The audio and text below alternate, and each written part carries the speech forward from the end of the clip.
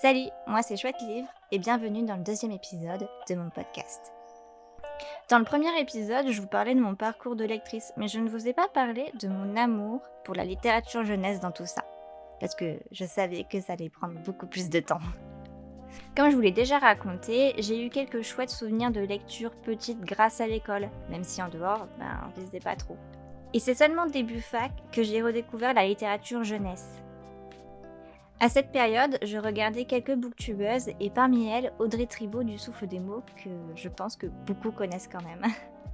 Et jusque-là, en fait, j'aimais simplement écouter ses retours sur ses lectures sans forcément acheter derrière. J'aimais bien ses avis, j'aimais bien l'écouter, mais derrière, je faisais pas d'achat sous ses recommandations. Mais un jour, elle a parlé du dernier livre de Clémentine Beauvais intitulé Âge tendre. Et c'est avec ce livre que j'ai replongé dans la littérature jeunesse. J'avais quoi ? À peine 20 ans ? Aujourd'hui, j'avais donc envie qu'on me parle de lire de la littérature jeunesse en tant qu'adulte.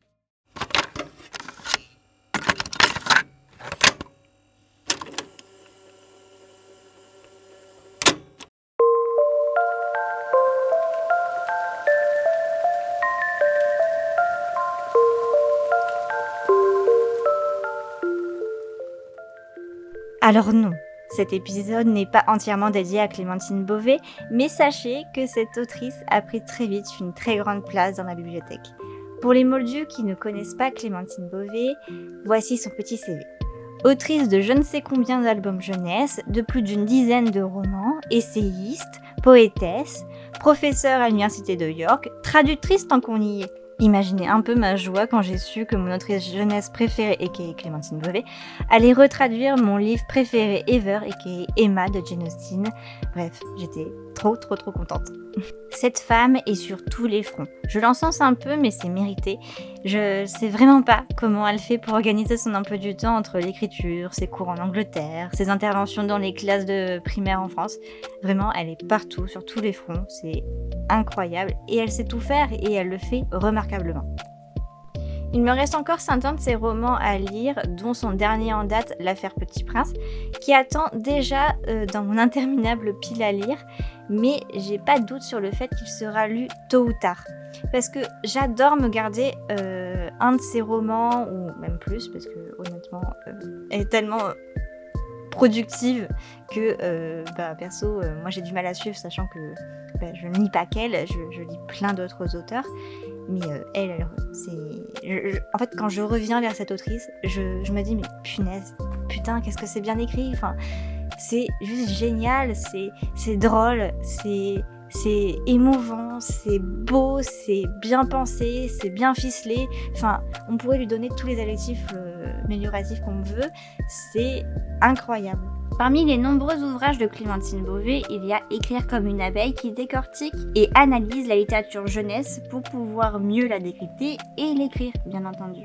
C'est sorti chez Gallimard Jeunesse et il vient compléter un premier ouvrage qui s'intitule Tout sur la littérature jeunesse de la petite enfance aux jeunes adultes de Sophie van der Linden, qui venait faire un premier bilan global de la littérature jeunesse depuis sa naissance. Alors je vous recommande vivement ces deux ouvrages qui se complètent en fait parce que celui de Sophie van der Linden, donne une première base pour appréhender la littérature jeunesse dans le sens où on retrace vraiment l'histoire de la littérature jeunesse et c'est vachement intéressant, puis ça peut donner quelques idées de lecture aussi. Et celui de Clémentine Beauvais, lui, il vient approfondir tout ça en analysant vraiment dans le détail certains textes, certaines phrases. C'est vachement cool et vraiment si jamais la littérature jeunesse est un sujet qui vous intéresse, si vous voulez en écrire, si vous aimez tout simplement en lire, c'est vraiment des ouvrages qui sont pour moi vraiment des essentiels, je trouve. Et donc voilà, je vous les recommande. La littérature jeunesse, qu'est-ce que c'est ? La littérature jeunesse, c'est le seul genre littéraire qui se définit par son public. D'ailleurs, dire que c'est un genre, c'est un peu une erreur, je trouve. Parce qu'il regroupe lui-même tous les genres qu'on retrouve en littérature pour adultes. On pourrait dire que ce sont alors des sous-genres, mais pour moi, ce serait dire que les mêmes genres ne seraient pas au même niveau selon s'ils sont destinés aux adultes ou aux enfants. On retrouve donc tout aussi bien des romans d'aventure, de la fantaisie, de la poésie, des dystopies, des polars et même des essais. C'est super vaste. On peut tous y trouver notre compte parmi tous les titres proposés. Et peu importe si ça fait bien longtemps que vous avez passé l'âge recommandé en 4e de couverture. L'un des plus gros préjugés que l'on entend sur la littérature jeunesse, c'est que c'est de la sous-littérature, que ce n'est qu'un pont vers la vraie littérature. Mais pas du tout. La littérature jeunesse réussit vraiment à exploiter un point de vue d'un enfant, d'un ado ou même d'un animal parfois, pour parler du monde qui nous entoure. Mon cerveau pense tout de suite à des dystopies comme Nous de Christelle Dabos, que j'ai adoré récemment, où on expose une société ultra conformiste, où l'individualisme n'existe pas. Mais on peut tout aussi bien rester ancré dans la réalité et voir se dépeindre le monde sous les yeux d'une jeune héroïne, comme c'est le cas dans Élisabeth sous les toits de Vincent Cuvelier, où on décrit la société française des années 20 et les différentes classes sociales de l'époque. Je pense également à l'incroyable roman en vers libre Le silence est anneau de Colline Pierret, que j'ai fini pas plus tard qu'hier soir, tard dans la nuit, où on suivait des lycéennes d'aujourd'hui se battre pour leurs droits. Vraiment, j'en ai encore des frissons des mots de l'autrice, c'était vraiment très très très très puissant. Et même si je n'ai plus ni 5, ni 11, ni 13, ni 16 ans, j'arrive toujours à me retrouver dans une des facettes des jeunes héros ou héroïnes. Alors oui, je n'ai plus leur âge, mais je l'ai eu un jour. J'en ai des souvenirs et parfois je suis même passée par les mêmes étapes qu'eux. Bon, entendons-nous, je n'ai jamais eu à affronter des dragons ou que sais-je. Mais il y a toujours un détail de l'histoire ou du caractère d'un des personnages qui résonne en moi. Et ce n'est pas toujours tout rose en littérature jeunesse. L'auteur Michael Brun-Arnaud, qu'on connaît pour avoir écrit Les Mémoires de la forêt, disait justement qu'il avait été surprotégé par sa mère plus jeune et qu'il aurait aimé retrouver dans la littérature jeunesse des sujets tels que le deuil, la maladie, etc. Et c'est notamment une des raisons pour laquelle il a écrit là-dessus. Il ne faut pas sous-estimer les émotions des enfants. D'ailleurs, parmi les lecteurs des Mémoires de la forêt, on retrouve des enfants bien sûr, mais à la rencontre où je suis allée, il y avait de tous les âges. Des mamans qui ont tout aussi adoré que leurs enfants, voire plus, des ados qui ont été touchés malgré le fait que ce soit pour les plus jeunes, et pas mal de personnes de mon âge, surtout des femmes, dans la vingtaine, qui ont été profondément émues par ces histoires. L'auteur disait justement à cette rencontre qu'arrivé dans la vingtaine, comme il avait été surprotégé et n'avait pas été exposé à de tels sujets auparavant, il a eu du mal à gérer certaines situations comme un premier deuil par exemple. La littérature jeunesse, c'est aussi la littérature de l'émerveillement. Et s'émerveiller, ça n'a pas d'âge. Quand j'ai découvert Anne de Green Gables de Lucy Maud Montgomery aux éditions Monsieur Toussaint Louverture, j'ai vraiment eu les yeux qu'avait Anne elle-même quand elle contemplait et s'enthousiasmait de chaque paysage, chaque chose de la vie. D'ailleurs, je trouve qu'en littérature jeunesse, la nature a une grande place et y est toujours merveilleusement décrite par rapport à ce que je peux lire dans la littérature dite pour adultes.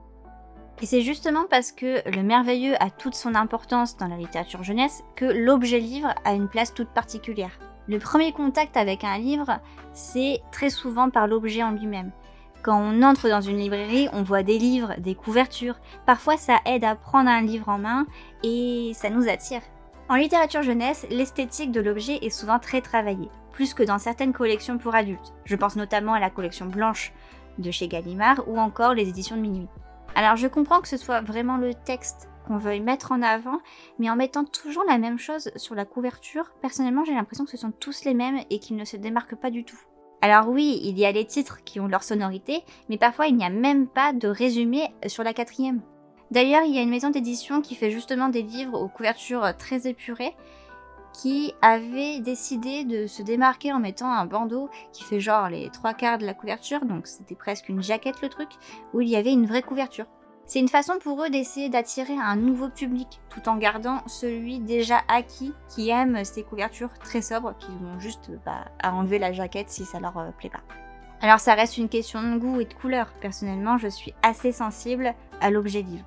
Pour moi, ça aide un texte à se démarquer en librairie, donc automatiquement, quand je me retrouve dans un rayon jeunesse, j'ai les yeux qui pétillent. Et c'est pour toutes ces raisons que du haut de mes 25 ans, j'aime plus que tout la littérature jeunesse. Voilà, ce 2e épisode touche à sa fin. J'ai parlé de l'objet livre, mais je ne me suis pas attardée sur la fabrication et les questions écologiques que cela pose. Je ne sais pas si c'est quelque chose qui peut vous intéresser, mais perso, je me dis que ça pourrait être sympa de s'interroger là-dessus, un de ces quatre dans ce podcast. En attendant, moi, je vous souhaite de chouettes lectures et à très bientôt.